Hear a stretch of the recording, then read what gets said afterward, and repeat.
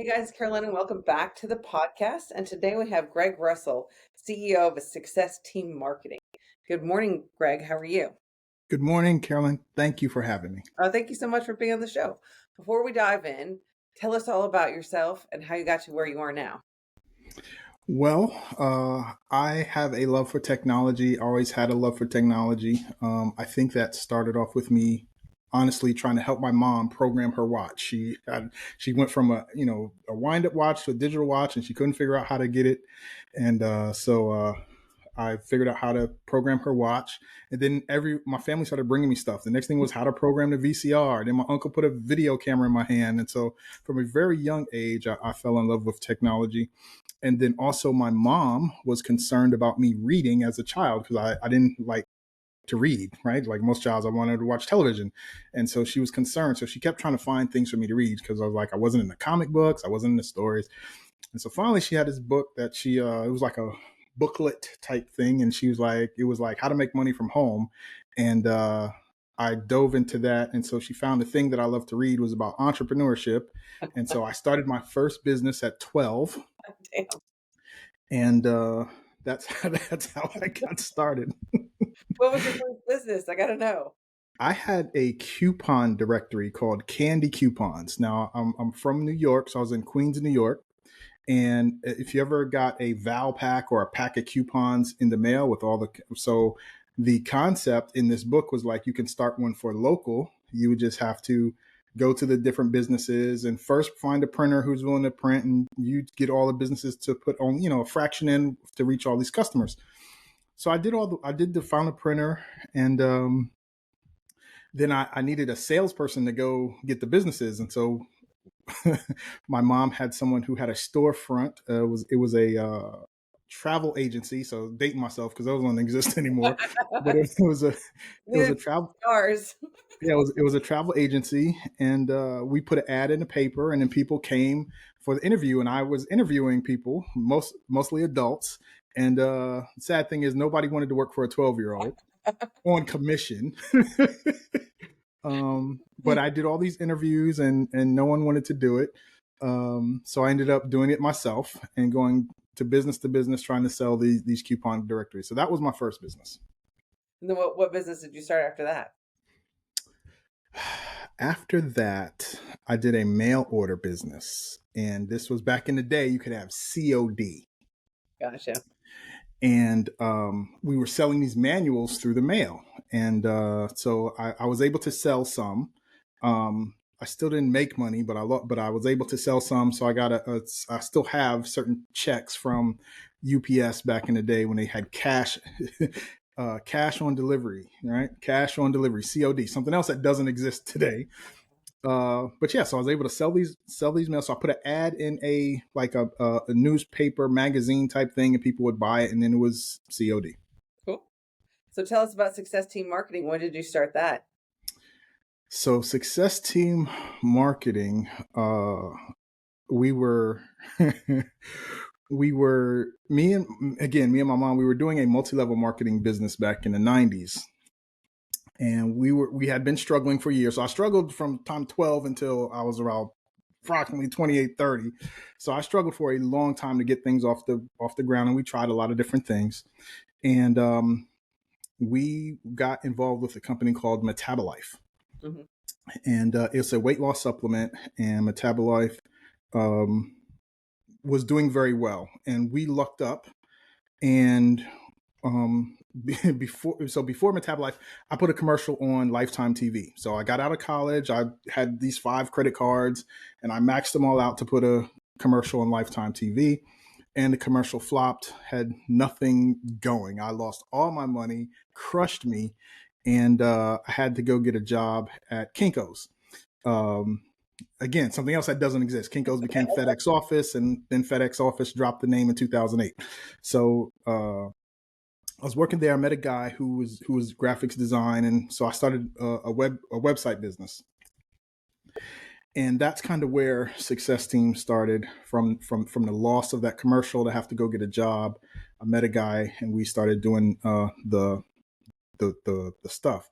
That guy, the people who answered the phones for me That company felt really bad because we got one call. We ran this commercial on Lifetime TV. We got one call, and the guy felt really bad for me. He said, "Hey, there's this guy doing some things on the internet. Give him a call." So I gave him a call, and long story short, he was able to help us start making money. Um, and that kind of was the beginning of Success Team. So I started making money, and then I started to try to help other people do it. So I launched Success Team Marketing in 2001. Wow, it's a long time. Yes. 2001 doesn't seem like that long ago, but when you think about it, it actually is. Yeah. Yeah. All right. So then I was looking around on your website. What is conversion focused funnel for your business? So that was one of So yeah, man, a lot of people want to, funnels now are popular, but the idea of conversion is like the most important is one of the most important things. Having it and building it is irrelevant if you can't get it to convert. So a conversion is when you get someone to take the action you want them to take. Typically, for most info business and or other business, it is either a opt-in where you get their contact information, a name and email, or you get them to call your number, right? So there's certain things you do that will help you make that website convert. So we focus on building only conversion focused websites and funnels. So what does that look like? How do you get somebody to convert? Is there a It's usually, well, so just to explain, first thing, the proper landing page, and the term landing page comes from when you run an ad, the people who respond to that ad land on a specific page. Mhm. And that landing page should mirror the call to action, the colors, the imagery of the ad. If it was a physical, if it was an ad you looked at online. Um, so you want to make it so that the landing page is relevant to the ad, and that's where the term landing page comes from. The thing about a landing page is you don't want it to be a website where they can click on this and go over here and click on that and go on here. You want to make sure that the only thing they can do on this page is the action you want them to take. Okay. And so that's where the term landing page comes from. And so we design landing pages for a specific call to action for them to do that or nothing else. They either take the action or they leave. Gotcha. And so how successful is that? I'm curious. So it just depends on what you're comparing it to. Okay. So we have offline marketing, online marketing, and they all have their industry standards. So to give you an example, back in the day when it was offline marketing and let's just say direct mail. So Mhm. you'd send a sample mail out to see how many technically 800 number calls you can get or order forms back. Gotcha. So back in the day, a test would be 10,000. You'd have to send out 10,000 to see if it would work. Gotcha. Okay. And so typically the numbers that most people don't know is that for you to do a test to find a winner, you usually have to run it 8 times, right? So you Oh, have to do it 8 times for you to find a winner, right? And so if you think back in the day, so it's like if you had to mail out 10,000 pieces 8 times to find a winner, most people don't want to invest that much time and money and effort to find a winner. yeah. However, the ones that did, they would find a winner, and then now they could ramp it up. Now they would send out 50 or 100,000, and they'd have an idea if that letter will convert at a certain percent. 10,000, how many people did the call to action? And now you have your percentage, your conversion rate. Mhm. It converts at 5%, 10%, 1%, whatever it is, your number. And typically, the standard number that most everyone wants to get to is at least 10%. So when it comes to online marketing, it costs usually less to reach people. So that's why people really like it. Well, it used to. Now with the price of ads, it may not be so much. But with like online, you had to deal with, were you hitting the right addresses, right? Or do you have any addresses in here that weren't good? Because you don't want to mail out because it costs you money. And the Mhm. same, and now with online, you don't want to email addresses where people aren't there anymore or opening, it costs you money. Yeah. So it's all about the conversion rate. What is the rate? Can you hit the rate? Are you above the rate or below the rate? Typically it's 10%. When it comes to email opens and stuff, 2% is really where you're trying to get to. I know it's crazy. Like 2% like sounds so small, but that is really huge in the email marketing. So that brings my next question. What do you kind of what are you trying to do with email marketing, and do you think every business should do it? So that's an interesting question. I think that every business is an info business or has an info business element to it. Hmm. And I think that a lot of businesses don't recognize that info business piece of it. So I'll give you a perfect example. When we were doing well on the internet, we met someone, the guy who gave me the number, he found a guy who was doing well, he got me started. Um, we started selling $30,000 plus in product a month. It took Wow. about 2 years to ramp up to that. And so it's like when it comes to that info business, I was selling to customers. It was a weight loss product, right? So my customers were the customers of the product. Hmm. However, I knew that there were other businesses, people who were same distributors as me, who weren't doing as well. Yeah. And I could see them because they were at the top of the search engines. So I was able to figure out what's the info I could sell to them, right? And so back then, being able to email all my customers was something that a lot of them weren't really familiar with. This was kind of new because this was back in the late 90s, between 96 and 98. And so back then, I had the software to help me email my clients, right? And Yeah. so that company had a affiliate program for that software. So this is where the info side come out. I was able to reach them and say, hey, if you're trying to sell more XYZ product, Metabolite, that's what it is. I can help you. I got a software that helps you email your existing clients. Would you like to know more? And it was like, yeah. So anyway, I sold the software to those clients through an affiliate link because they were trying to do the same thing. So a lot of times when business think about the info side, they usually try to think about their customer. Like for a plumber, their customer isn't interested in any info about plumbing. They just want you to fix the thing and it work. They don't, right? They're not interested. However, other plumbers, if you're successful, may be interested in some information like how you market the business, how you fix a certain thing. Hmm. And so if you recognize we're in an information age and you create and package that information, you can sell that information to the same type of businesses that are doing the same type of thing you are, as long as you're not worried about competition to a certain degree. Gotcha. And so how often would you do you recommend sending email? Once a month, twice a month, weekly? So it just depends. If you're sending emails to your customers, like the plumber is sending email to his plumbing customers, I would send like once a month, right, or twice a month, because this is how you maintain this. Make sure you check this, right? It's like they don't need to hear from you every day, No. but once in a while to make sure to help them with something that has to do with their plumbing would be great. If it's a business where you have a more intimate relationship, because some businesses, especially internet businesses, their whole communications channel is the email, Yeah. and they will email them every day. So here's two thoughts to that. Sometimes these companies email people every day because they know that the chance of you opening their emails is so low that since you're going to be in your inbox typically every day, they want to have a shot of you opening their email. So they email you every single day. Yeah. Which I find highly annoying. Once a week would be more than enough. Yeah. Yeah. I know, but I do think there's something that's staying top of mind, like once or twice a month. If like you're a plumber, like I do a monthly email, just to kind of say like, here's some grateful tips, and but they remind that I'm here. Yes. Yeah. Yep. All right. So here's the next question: how do you deal with negative reviews? What is the best way? So let me say this.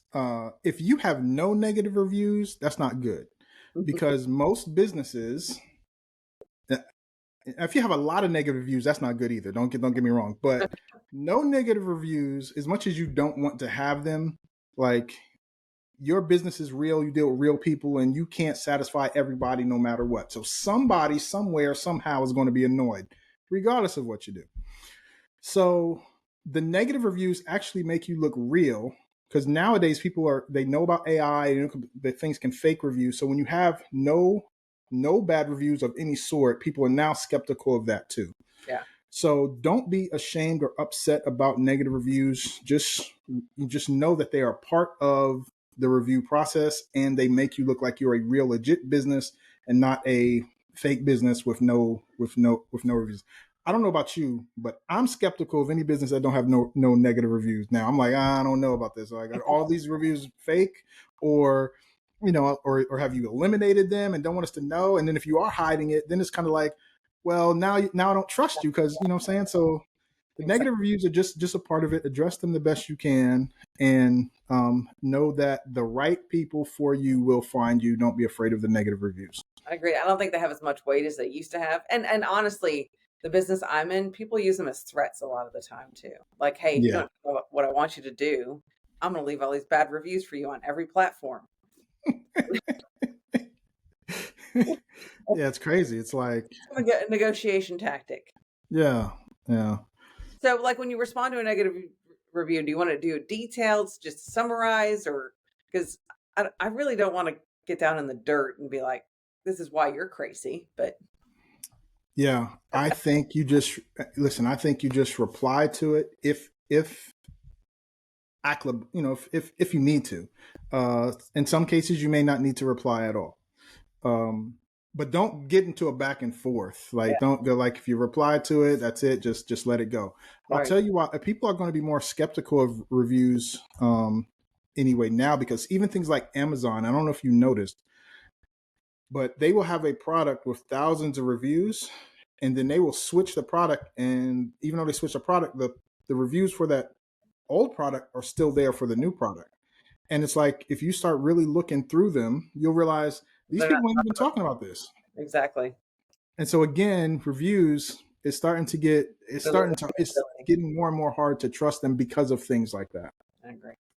All right. So, what is the secret to scale your business with automation and AI? Like someone for me that I kind of use it every once in a while when I need help with a form or an idea. I know it exists. I think it can be helpful, but what are some tips and secrets? So, automation can definitely make things easier because you don't have to do the manual task. However, sometimes setting it up uh, can take time, effort, and energy.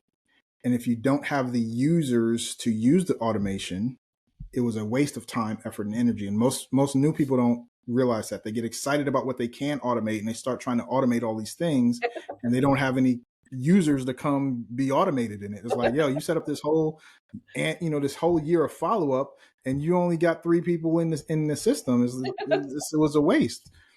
So automate the things you need to automate when you have the people and or users to automate it. It's like, if you can do something by hand and it only takes you 2-3 minutes, and you only need 1 to 5 a week, then just do it, right?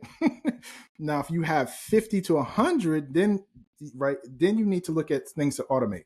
But automation can definitely save you a lot of time, and most people don't realize how to the level of things can be automated. It can do so much. Mm, And AI is so powerful because before AI, you could still automate, right? So for example, let's say we set up an automation to send people information, right? mhm.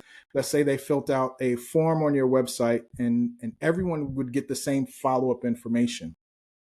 Now you can plug AI into the automation, and it can see that, oh, this person wants information on strawberry pie, and this other person wants information on apple pie. Well, you can have AI respond to the person talking about strawberry pie completely different than the person talking about apple pie. And so Hmm. the AI embedded inside of the automation now takes things to a whole new level, because now everyone doesn't get the same messages, because they can have messages unique to them. Yeah, I think it definitely has its pros and cons, just like everything else, and we're going to have to figure out how It to use. does. All right, so tell me about your favorite client success story. One of my favorite client success stories would have to be Gardner's Mattresses and More. So they're a mattress company Uh huh. out of Pennsylvania, and they completely embrace the information side. Now, their information isn't going to other, well, they have both. They have information going out to other mattress retailers, but they also have information side based on their customers. So for the information side, they created a sleep guide about how to get the best rest of your life. And they teach people how to get the best rest. They incorporated some things that are pretty unique for a mattress retailer where you could, go and test out a mattress for 4 hours. They're like, hey, come take a nap, just book, make sure we're not done. You can, and we'll put the mattress you want to, then go take a nap. And so they have a sleep room, which is interesting because, like, before you buy it, why don't you try it, right? So that was pretty unique. But the thing that really got me excited was the marketer Dan Kennedy, who's a longtime copywriter. If you're into marketing, he's one of the still living copywriters, and he has written many books. On his thing is like No BS, so No BS Time Management, No BS, and he has all these really great books. And he's worked with a lot of people in the marketing space, and a lot of the names that we know now in internet marketing, like Russell Brunson, Ryan Dice, in any of the big names. He's been kind of the influential marketing guy behind that. They all worked with him, know him, and reference him. And so when his was doing one of his promotions on video a few years ago, he talks exclusively about Gardner's mattress and more. And because they were my client, I was like, listen, I got Dan Kennedy talking about my work, right? Right on things. So it was really exciting to see, hear, and try to leverage, the name Dan Kennedy for the stuff that I've been doing. That's pretty cool. Yeah. Tell us about your podcast. You have a podcast too, huh? So I have a show called Technology Tuesday, and me and my co-host, we get on every Tuesday and we talk about some technology that we found and or use or should be considering for other entrepreneurs. And so when I first started it, it took me like 3 tries to really get it going. I know if there's some podcasters out there that have started and stopped. That's okay. For some of us, that's part of the process. But I finally got it going and have been consistent with it. So this is our 5th year, and it is something that is surprisingly gives me that celebrity factor. So I went to this event this weekend and somebody recognized me. Like, hey, aren't you? And I was like, yeah, that's me. So, and if you've never experienced that the first time, it's pretty cool. When you start getting recognized in public for, a podcast or a show.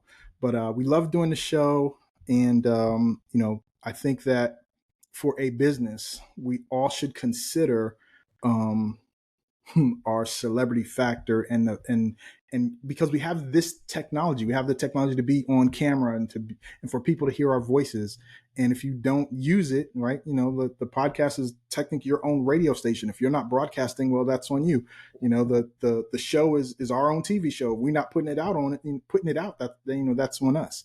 And it's interesting because I really started to recognize what celebrity means and how it can affect your business and your life.